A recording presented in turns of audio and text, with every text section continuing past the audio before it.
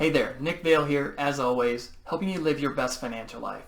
Today I want to talk to you about naming beneficiaries on your different investment and insurance accounts.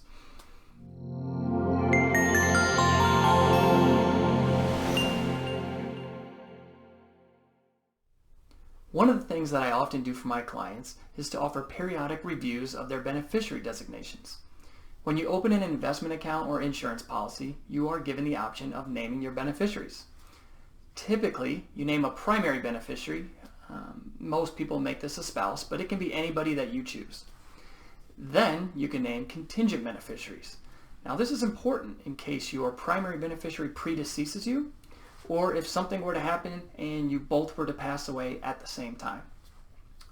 Also, most banks will allow you to set up what's called a POD. It kind of acts the same way, or payable on death designation on your checking and savings accounts. This is really important. It would allow your money to get transferred, per your wishes, if you were to pass away. You don't want it going to probate and creating a headache for your heirs. That's easily avoidable. Now you can change your beneficiaries whenever you'd like. It's really simple. It's usually just a one-page form. Now, there are 3 common mistakes that I often see that I'd like to touch on today. The first is setting up these designations when you open or create an account and never updating. I have seen many times over the years where an ex-spouse was named as a beneficiary, or an estranged family member was still listed as primary beneficiary, and it's no longer the client's wishes. So, even if you were to remarry, your beneficiaries don't automatically change. So go update them and avoid a very awkward moment. Second, I often hear from people I meet with that they don't need beneficiary designations because they already have a will in place. Wrong. Your beneficiary designations often trump your will. So best practice is to make sure that whatever is in your will is also matched up with how you name your beneficiaries. Okay.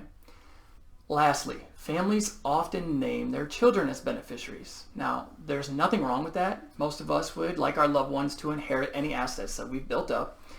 The problem becomes if your children are minors.